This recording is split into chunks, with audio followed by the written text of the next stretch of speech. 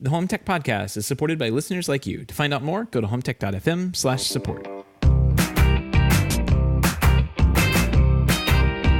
This is the Home Tech Podcast for Friday, October 19th from Denver, Colorado. I'm Jason Griffing.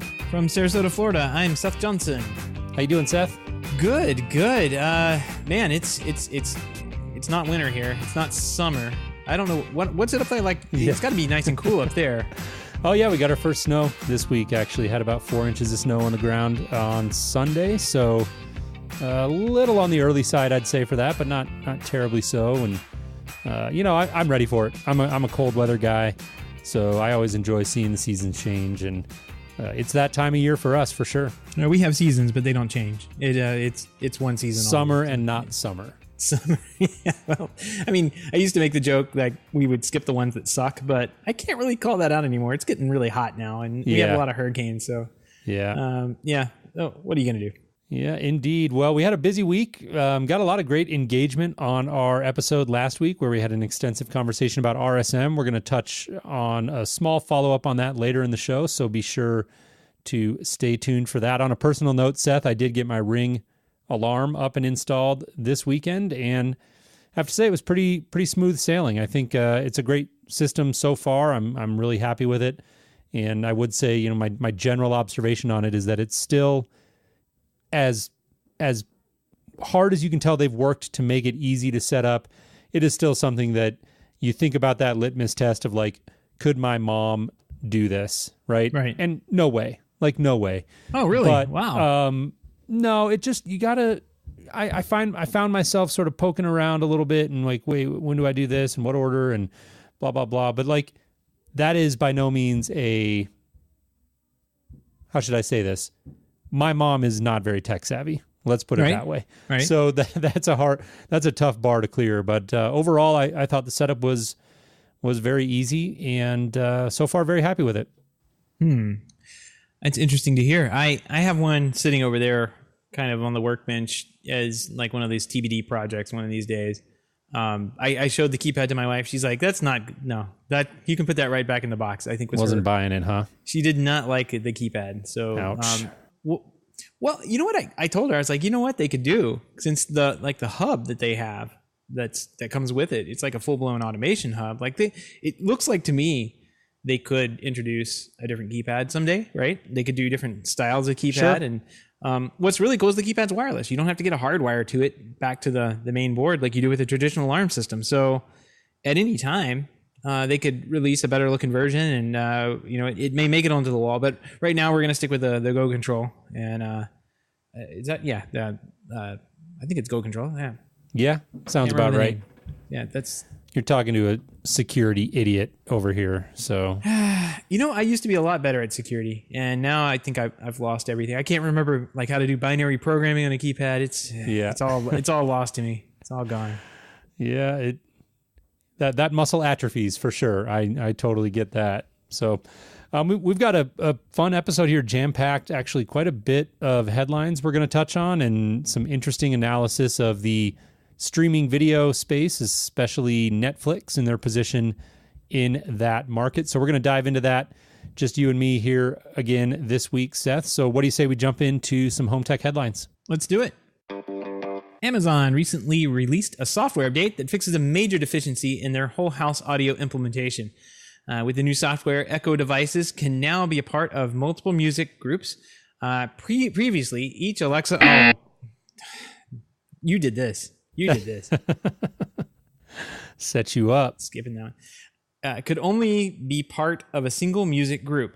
So as soon as you created an everywhere music group that includes all of your Echo devices, that was the only group you could create. That seems like a pretty major, like a really major thing, actually. Yeah. Small oversight there, I would say. But looks like they've corrected it now, and that is surely very good news for anybody looking to use these devices for whole house audio. Moving on here, Simply Safe has announced its new Video Doorbell Pro, featuring many of the features that you might expect here. 162-degree field of view, 1080p high-definition two-way audio capabilities. The device also boasts a dual sensor motion trigger that reportedly makes the doorbell more accurate and precise than similar devices gives you the ability to more likely tell a visitor or delivery driver, distinguish them from, say, passing pets or nearby traffic. The Video Doorbell Pro will retail for $170 and is available on the Simply Safe website and in Best Buy stores across the country. Yeah, looking at the picture of it, it looks like a Google, the Nest one, right? It's what it looks like to me. Great addition if you're already in the Simply Safe ecosystem. Right. There you go. You know what Slam dunk. I like better? I saw the Nest one at like a Home Depot or something over the weekend, and finally put some hands on it. And it's got like this high gloss finish to it, and I don't know about you, but like me and human finger gunk and high gloss finishes, just I don't think that's doesn't work. No, so doesn't work for me. This one has probably a high gloss finish, but it also has a button that's like a silver button, so it's probably not going to get as gooey looking as the Nest doorbell camera. So, cool. That's the important thing, right? No one wants goo on their yeah, exactly. Let's their doorbell. Priorities here.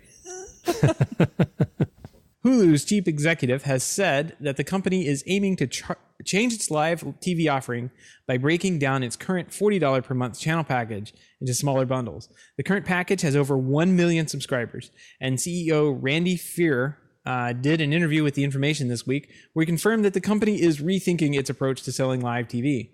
Fear said he wants to drop some of Hulu's existing live channels in favor of on-demand programming and focus on the company's live TV efforts on live sports and news. Sports, man, it's always sports. That's taken over. It's like everybody wants sports. Yeah, indeed. Sports are definitely, I'd say, probably the last frontier there in streaming. They can still be a little bit difficult to pick up if you've cut the cord. So that makes sense. I don't know. This one's interesting. It does sound like they're sort of rethinking their approach, and that actually some of those live channels may sort of go away. So some of the people who are already using the service might actually appear to lose a little bit, but the company is, again, rethinking their approach here. So we'll have to keep an eye on this one.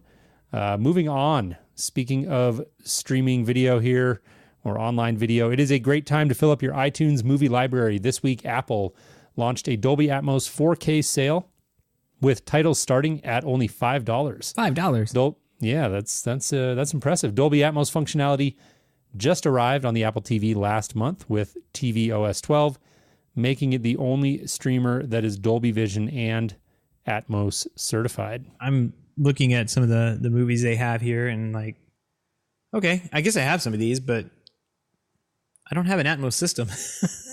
So I guess this right. there's that. There's the $5 movie, and then there's also the $3,000 or $4,000 worth of gear that I would have to, more than that, I'd have to buy. Details. Yeah. Details, exactly. Sonos has updated its desktop controller, including support for automatic player updates and for the forthcoming Sonos amp. The update also includes useful volume limiting feature, giving you the option to set a maximum volume for specific Sonos devices. God, that's been needed forever. As part of these changes, you'll lose some features. Several admin functions, such as adding a Sonos device and creating pairs, enabling parental controls, and managing network settings, are now reserved for the mobile app. I don't think that's a big deal. Like, that's fine. Keep them in the mobile app. Do that kind of thing. Yeah. No, I don't think that's a big deal either. Probably doesn't affect a ton of people. Certainly if you're somebody who's really accustomed to doing that sort of thing in the desktop controller, you'll have a little bit of adjusting to do, but Sonos clearly is trying to steer people towards the mobile app. Yeah. I mean, I can tell you these companies that have apps, they know exactly how many people have opened those admin features, and they can say, is it worth it to keep this in this new update? And no, it's not. So continually maintain it. Yeah, that makes sense. Yep. Well, have you ever wanted to try out a product beyond getting a brief demo in the store? Startup Beta believes that all customers should be able to do that and has partnered with Google to make it possible. So these Google Home devices can now be tested out in 7 of Beta's flagship locations, including Austin, Chicago, New York, and San Francisco. Each of the demo experiences is modeled after a different room of the home, allowing users to experiment with various kinds of technology in the office, kitchen, bedroom, and more. This is a cool retail store. I wish I was in a larger city, like one of the 3 or 4 that were listed here. Yeah, to go check this out, because this is one I think Richard's been there a number of times, and he's talked about it over at the Home On podcast. And man, I think it's one of those it's a really cool experience. It's one of those experience destination stores that I think everybody should go see. So Yeah. one of these days. I think it's a really, really interesting model. According to Bloomberg's Mark Gurman, Essential Products, the startup founded by Android creator Andy Rubin, has cut about 30% of its employees. The reductions affect staff in the company's hardware, marketing, and sales divisions, and come several months after the company canceled plans for a second version of its smartphone and paused the development of a smart home device that would compete with Amazon and Google. Not looking good. No, not at all. And this was a really hyped story. I know we talked about this several months back when Essential was very much in the headlines for their new phone, and there was conversation about this smart home device. And I do recall, years back, I think. What was it that long? It's been that a while. long ago? Yeah. Wow. Well, like I said last week, I'm terrible with timelines, but that's nuts if it was that long. But anyways, I do recall us talking about this, and I do recall the talk of this smart home device, and it all seemed very sort of conceptual is a nice way to put it, right? There was a lot of talk there. What didn't seem to be a lot of meat on the bone there in terms of work that had actually been done. So I know you and I were fairly skeptical, but hopeful. Another new entrant there is never a bad thing, but not looking good for Essential Products. No, they said there were 120 employees on their website. It's what it says. So 30% is pretty significant. Of that number. Facebook's portal cameras might be just the start of the company's plans to bring video chat into your home. We talked about those last week, Seth. Cheddar sources, Cheddar being the website there, claim that the social network is making a, quote, camera-equipped device, end quote, that brings video chat and streaming services, including, of course, Facebook's own, to your TV. Nicknamed Ripley, it is tentatively slated to launch in the spring of 2019. I don't know. It's one of those. I don't get it. I think Facebook's going to be pushing a rock uphill here. I think for a lot of people, a camera in the home with Facebook attached to it is just something that flat out doesn't appeal to me. And even though, there may be security risks associated with any camera in my home, Facebook has dug themselves a deep hole when it comes to privacy concerns, and it will be a very long time before I consider any sort of camera that has any affiliation with Facebook for my home. And I'm not one to get too, hung up or worked up about those sort of concerns. But, who knows? They've got a big enough audience. Maybe they'll see some success with it. Yeah. Well, what's interesting is the last week we did talk about those portal devices, and a couple, Recode was actually saying that they had to, they're going back and editing and updating their story about the privacy and the data that can be collected. It said, last Monday we wrote, no data collected through portal, even call log data or app usage data, like the fact that you listen to Spotify, will be used to target users with ads on Facebook. We wrote that because that's what we were told by Facebook executives. But Facebook has since reached out and changed its answer.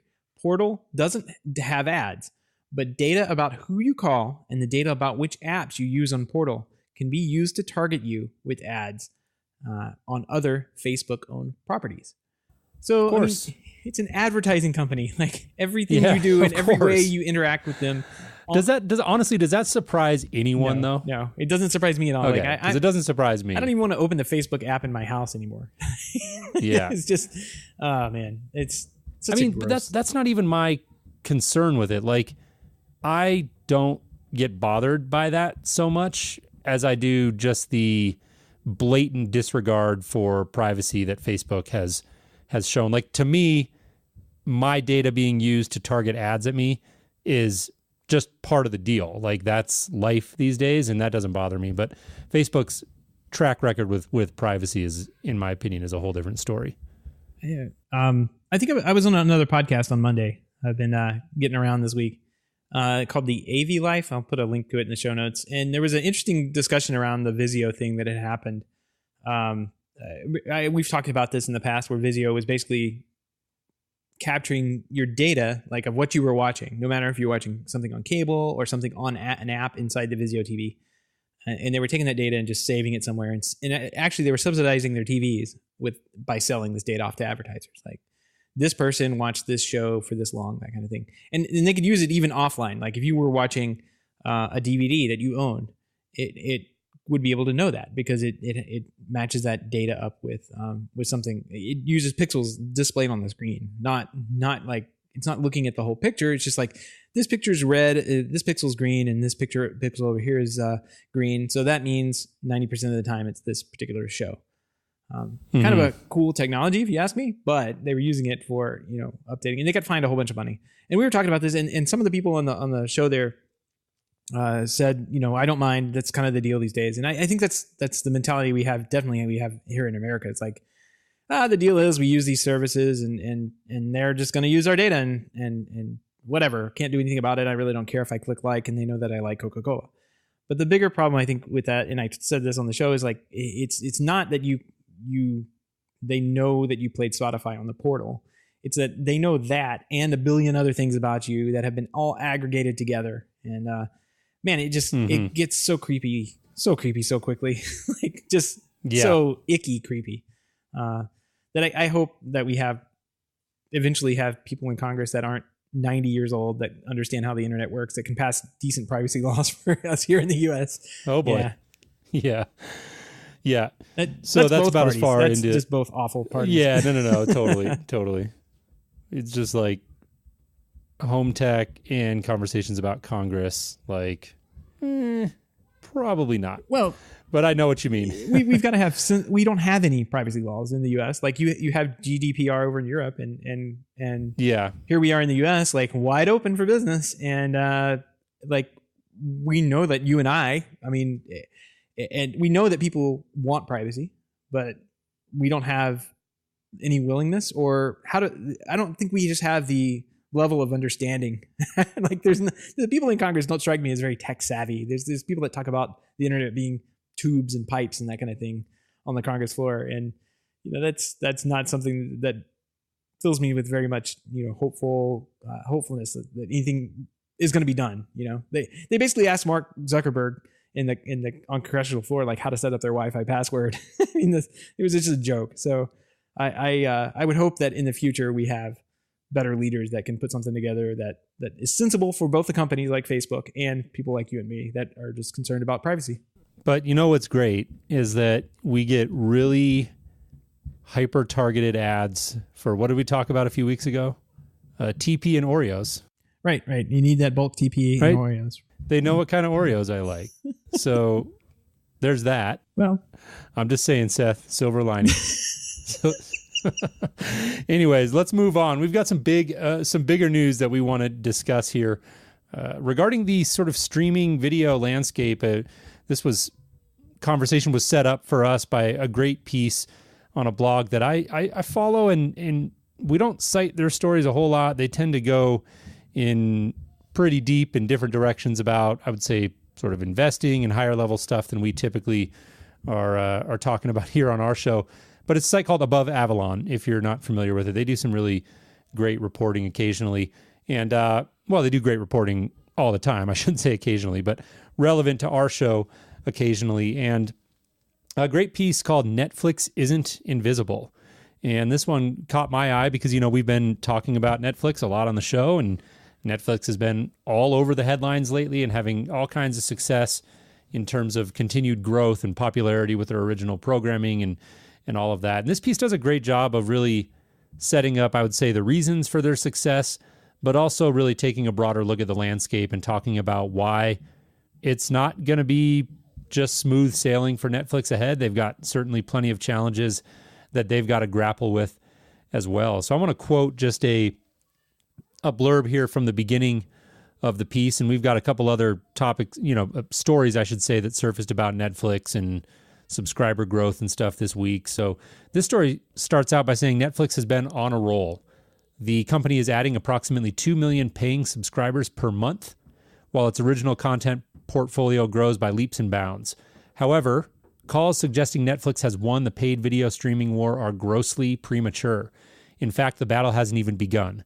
We are still in the early stages of what will likely become a brutal stretch for many players as competition for paying subscribers and our time intensifies.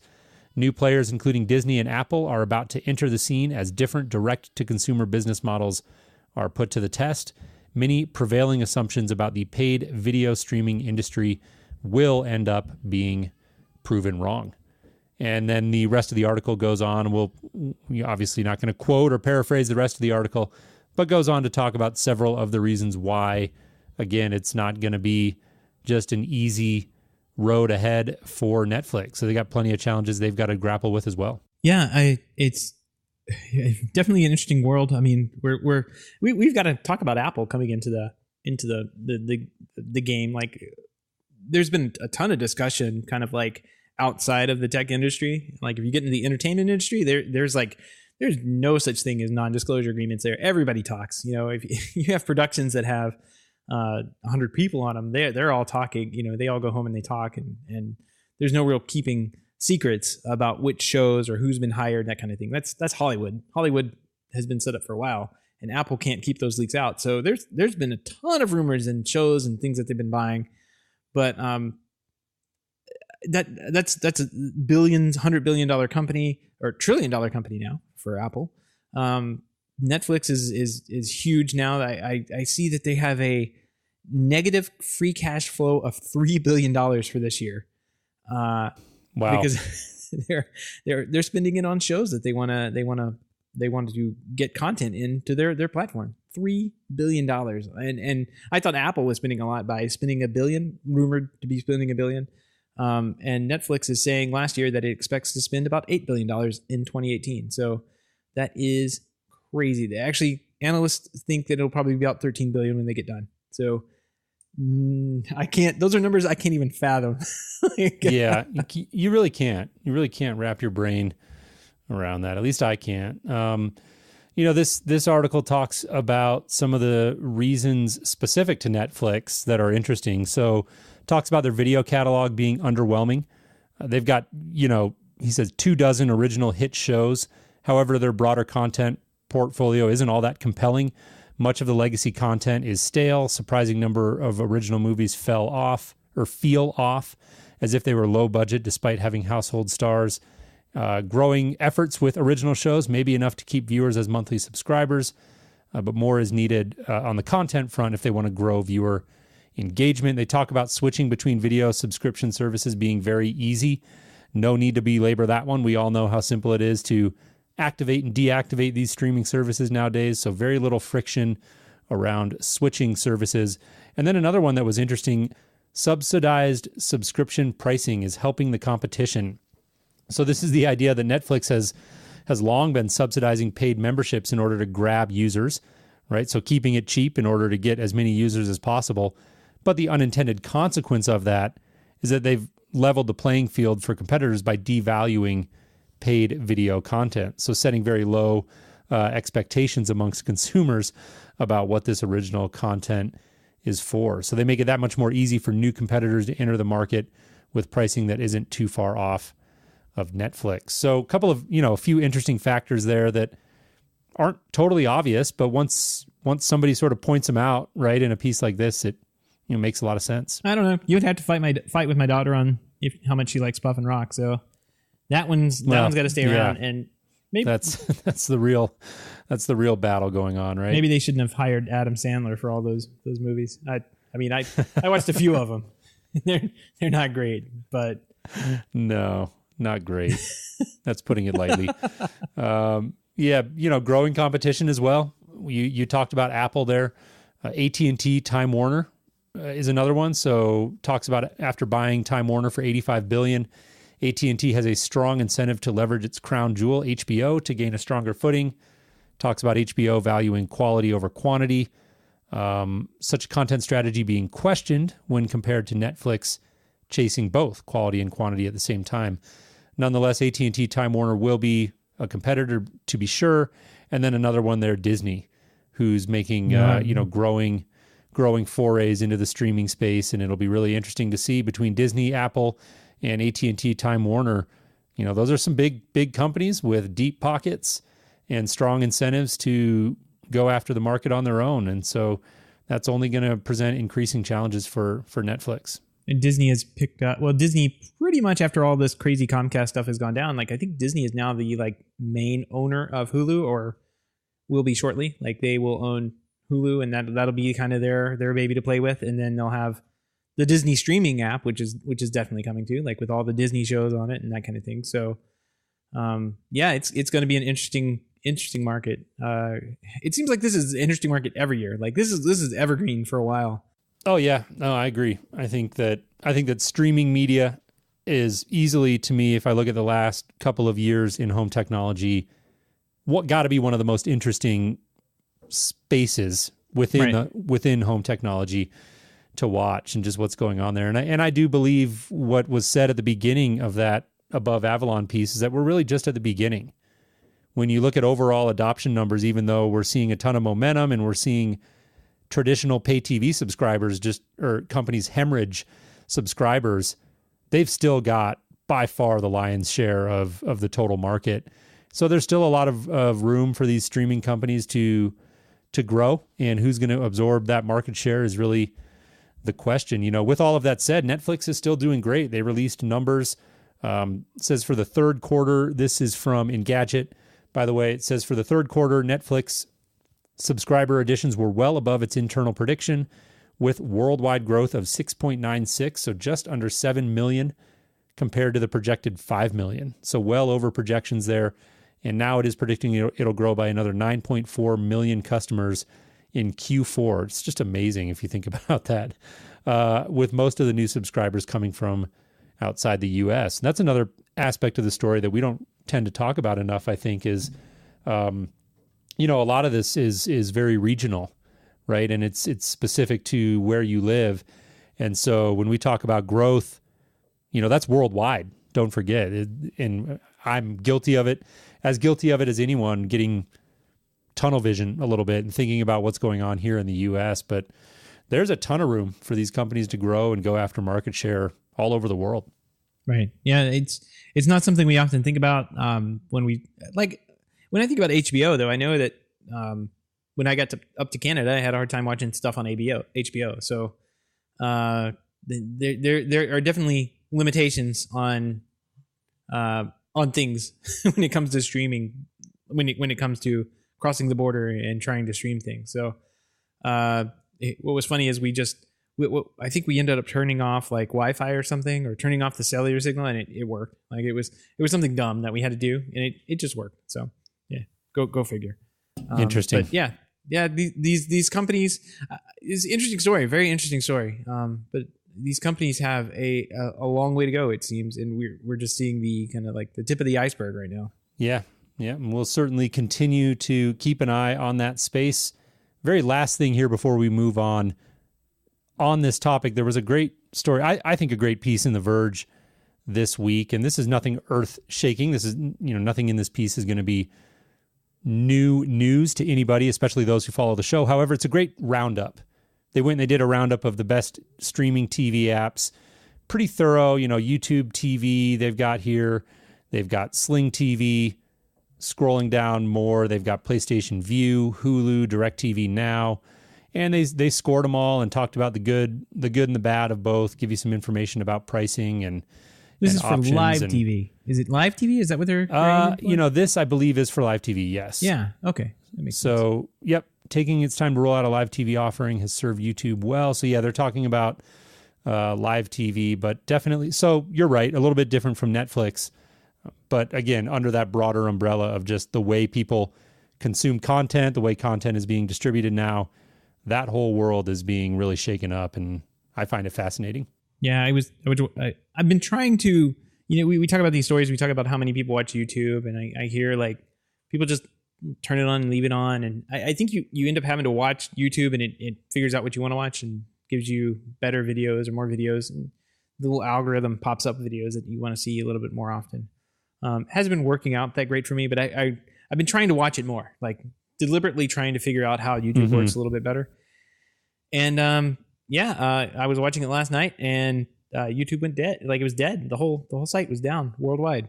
We got kind of crazy. Yeah, we had that same issue here.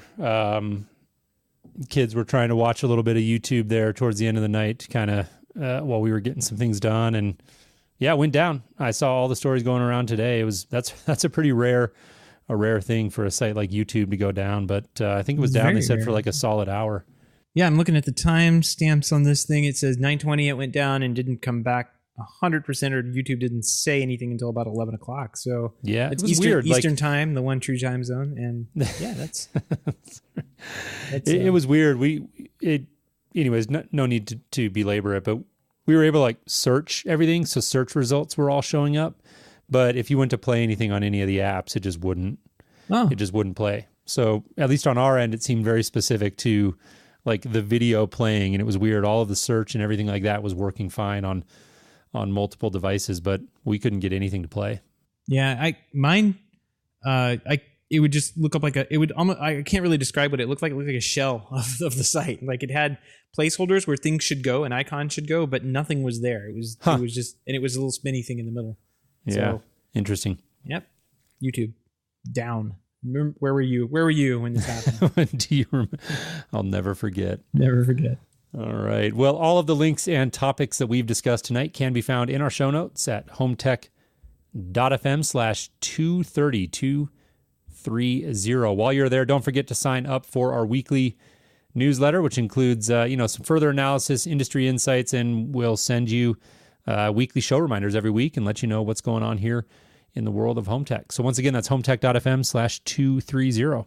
Yep, and don't forget you can join us in the chat room live Wednesday starting 7 to 7:30 p.m. Eastern, the 1 2 time zone. To find out more, go to HomeTech.fm/live. We are recording on a Wednesday night here, Seth. Yeah, we're back. It's the real deal. Back on schedule. We do try. We really do try to keep it consistent. So we'll be shooting for that. Check us out Wednesday night, 7:30 p.m. Eastern, HomeTech.fm/live. So moving on here, we've got.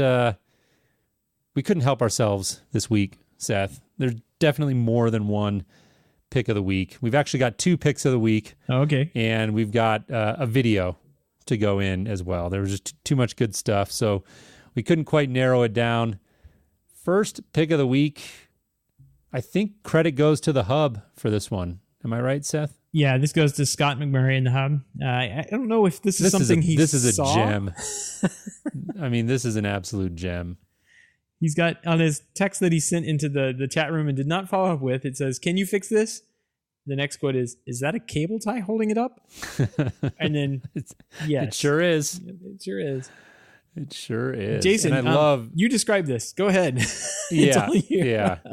So it looks like probably in a classroom or something, maybe like a K through 12 classroom or who knows. So it's got like the drop tiled ceiling, and you're looking at a very probably inexpensive Sony projector that is mounted to the ceiling. And I love the craftsmanship too. The cables are just like somebody, I don't know, maybe took a pair of pliers or something and like busted a hole through the ceiling tile to get the cables down. Right through it. Yeah, you can see it kind of hanging bad out. enough. Not even a nice cut. It's just like, oh no, poke the screwdriver through a few times and then wiggle it around. Yeah, and then poke the cables out through it so the stuff like pops all of down. That's a beauty. And when I first looked at the picture, I got to admit, I thought that's what I was looking at, and it took me a couple of seconds to realize that for whatever reason, like the mount on the projector is offset very far to the left as you're looking at the picture.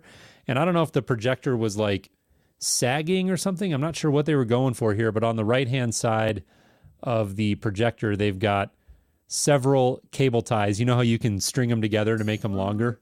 Yes. And they've got like several of these things strung together and wrapped up through the ceiling around presumably some sort of who knows what in the ceiling, adding more support and holding up the right side of the projector. You know what it could have been? It could have been that this mount was too like cheap to actually, hold the projector up level. And by the time it got to the screen, it was like down on one side. And instead of adjusting it, this is what their solution was. Yeah. And you know what else I noticed? I think you noticed the same thing I noticed, but I'm going to let you go ahead and go. No flush cutters. I was going to say, you know how I know this is somebody that's not a professional that installed this? It's not the install itself. Like I've seen this done in the field too, but it's those that right there. The flush didn't even cutters. have the courtesy to cut off the tag end. God, that just drives me nuts. At least it's not cat claws. Yeah. Silver lining. So we got number 2 picture here, and this is from Twitter, something I ran across on Twitter, and it says, whenever there's a handmade sign, there's usually a design problem. And then they have a picture of a Bose speaker. Not exactly where I thought this was going to go, but I guess there's a big sign on this thing. It says, attention, this is this is all in capital letters, not is underlined and in red, a garbage can. It is a speaker. Do not throw trash inside. With like 4 exclamation marks. Yes. It's so clearly there was an ongoing issue here. This has happened multiple times. Yes, you can tell how many times this happened by the number of exclamation marks it had. Yeah, and the underline red text, and yeah, there was some frustration that went into the creation of this sign. Right, for sure. It does. I mean, I can see, like, I wouldn't throw trash in that because I know what Bose is, and I would know that I'm looking at some sort of speaker here. But yeah, I mean, I got to be honest, it does look a little bit like a trash can. Yeah, it does. So these are 2 really bad photos that we decided to feature tonight. But we do have some really good stuff, and I'm just going to leave it in the hub. I don't know, Jason, if you've had time to get on the hub and look recently, but James has been posting videos of his showroom there in the UK, the Control 4 certified showroom that he's done. And he's done with it. Like, it's finished. It's all clean inside. And he was posting videos of him walking around. Oh, and nice. I'm going to leave that as hub exclusive content. If you want to know where that is, you got to be in the hub to see it. But we've got to get him on. I'm going to find the link and send that over to you. To take a look wow. at. I'm looking at it now. Yeah, that's gorgeous. It is amazing. He's got one demo in there where he does these downlights that just blows me away. Like, it is unbelievable. That I would have never thought. He has a cheap downlight from like Target or something like that.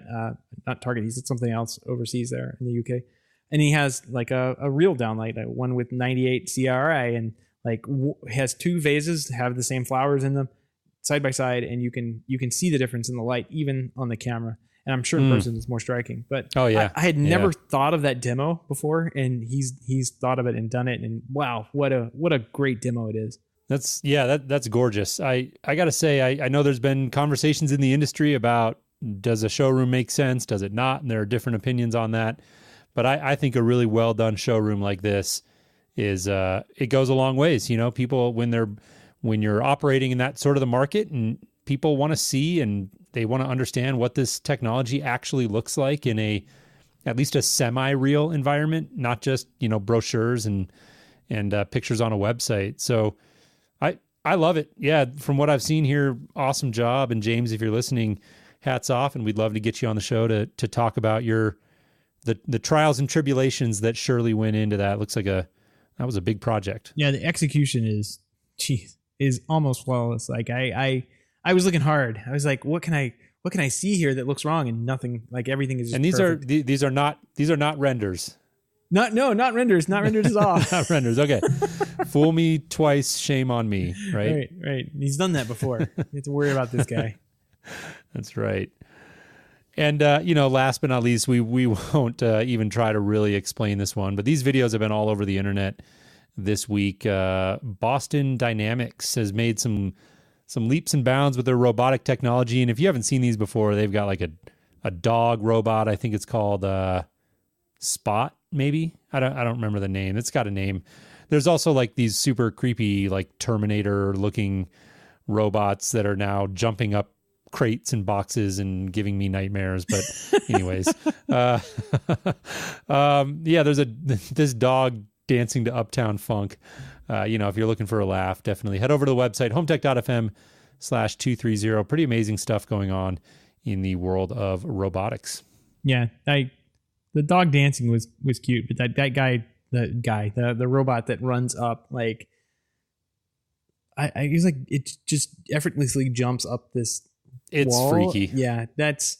Yeah, we just need Boston Dynamics. Please stop. Just please stop. Yeah, let's quit while we're ahead. Between that and what's going on with AI, like the Terminator, it's happening. Yeah, it's right there in Boston. So where Ground Zero is going to be. That's right. That's right. All right. Well, moving on, we've got a couple of quick mailbag entrants here. We're going to read two of them. This first one from John D writes in, and I got to admit, I laughed pretty hard when I read this. Me too. The and not to say that I'm dismissive of the feedback, but I think, Seth, there might be something to this, and maybe we need to do like a Twitter poll or something and find out what's going on with, get a pulse on the audience. John says, "Hello, I enjoy the content of your show, but please either just say Alexa and don't worry about it, say Echo, or just say the Amazon thing. But in any case, lose the buzzer. It might not be annoying to you, but I find it incredibly annoying." So first of all, John, thank you for the candor and writing in and letting us know. I genuinely do appreciate that. We want the feedback. I'm curious, Seth. I don't know. It's working for me. It's like therapy, right? Like sometimes you got to stick with these things. Right. That's what it's here for. It's for the therapy of it. And and yeah, we have it going. So we stopped doing it. Like it's shock therapy on our end. So what I'm going to do is not a buzzer anymore, but I'll edit something in that's a little more appropriate for the Oh the buzzer. man. So back to like more post-production work for you. Well, I mean, I edit them in anyway in post, so it's not like it's not that big of a deal that we can go back and do that. But like it's an easy thing to do either way. Well, yeah.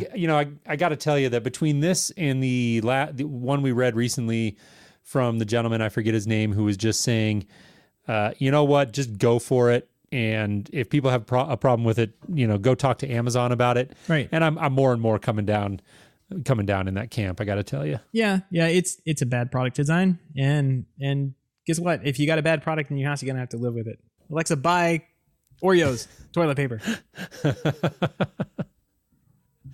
Anyways, thank you for that, John. Absolutely will take that feedback into consideration. Moving on here, I alluded to this very early in the show. Got some good engagement on LinkedIn from various people I know in the industry and who have different involvement in the world of remote systems management, or RSM, as we often call it. And wanted to take a minute to read one directly from Domotes, by the way. I got corrected, so it's a long O for both. Domotes. Domotes. That's going to be weird, but there we go. There you go. Well, that was what you were saying, and that's me looking at the word, and I was thinking that can't be right, but maybe it is right. I've been told to say it that way before, and I'm just like, yeah, no, I can't do it. It's okay, but I'm going to commit to getting it right. Domotes. So they write in, and by the way, I'm gonna reach out, and I think we're gonna try to get somebody from Domotes on the show here to discuss RSM, and I'd love to reach out to the folks over at Snap AV with Oversee, as well as Control4 with IHG and Backpack, and look for that in the next couple of months here. I'd love to check in and get a pulse on what these companies are thinking and how they're looking at the world of RSM. But he wrote in about the pricing change and said, we feel that we've added a feature for our customers. Point of clarification here, you can still use credits. Right. So for whatever that's worth, the previous pricing model with the credits, those are still going to be applicable, so you are able to use those. And he says, yeah, no doubt this is a change, but this change is about making it easier for our customers. And that was from JB over at Domotes. Hopefully, JB, you don't mind me reading that on air. And like I said, we would absolutely love to have somebody on from the show, so we'll get to work on that. Yeah, I think it wasn't Domotes that I was. Oh God, this is really hard for me to say. It wasn't Domotes that I was complaining about what they were. I mean, we've kind of said, yeah, they're changing how they do business. I think that was one of the comments we made, where they're changing again. It's hard. Yeah, I mean, they've done that several times. Let's call a spade, right. But they've got their reasons to do it. And like I said, I wish them success, and I think that it's just something that they're like any relatively young company, they're trying to figure out what works for them and what makes it easier for their customers. Right. It wasn't that I was at. I mean, that really wasn't the point of the segment, was to go after Domotes. I'm halfway in between. It wasn't the point to go after Domotes for changing their business model. Like the point of that whole conversation was like, what is RSM doing? Like the only thing that we've gotten has been an update on pricing changes from these guys, from Right. one vendor. Got Like it. the rest of Yeah. them don't have prices to worry about. So like I that was the whole point of the conversation. I think actually going back and listening to it at least 2 or 3 times because I have to edit it, like that was a pretty good conversation. I think it just needed to be had, and I'm glad it stirred up more conversation inside the industry. So Yeah, absolutely. And we won't rehash it now. It was an extensive conversation, but if you missed it, go back and listen last episode. So 229 is where we talked about that. And it's a little ways into the show, but you'll find it. It was an extensive conversation, and I agree with you. It was a good one. And so we'll continue to keep an eye on that space and invite some folks on. I just selfishly would love an opportunity to sit down and chat with some of the folks at Domotes. And again, like I mentioned, Snap AV and Control4, and find out what's next. What are these companies thinking about? So that's something that I intend to look into, and hopefully our supporters and listeners are into that. We'll be getting that teed up here shortly. So if you have any feedback, questions, comments, picks of the week, ideas for show topics, or just want to say hi, our email address is feedback@HomeTech.fm. Again, that's feedback@HomeTech.fm, or you can hop over to HomeTech.fm/feedback, and we've got an online form that you can fill out there as well. We'd love to hear from you. Yep. And we'd also like to give a big thank you to everyone who supports the show, but especially those who are able to financially support our show through our Patreon page. If you don't know about our Patreon page, head on over to HomeTech.fm/support to learn about how you can support HomeTech for as little as $1 a month. Any pledge over $5 a month gets you a shout out on the show, but every single pledge gets you an instant invite to our private Slack channel, The Hub, where you and other supporters of the show can gather every day and drool over James's showroom in London. Oh my God, that thing is gorgeous. Like, just unbelievable. That's right. Well, I'll echo what you said, Seth, and thank everybody so much who has supported our show. If you want to help us out here, but you can't do it financially, we totally get that. We would absolutely appreciate a 5-star review on iTunes or in your podcast app of choice.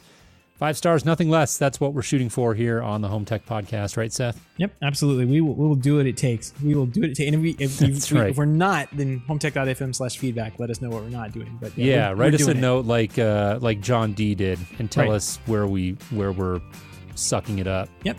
I mean, that's how you can make changes in this show. That's what you can do. That's your feedback. You're supposed to vote and everything in the elections and stuff. This is how you vote. Yeah. We're a show for the people. Exactly. Your voice makes a difference.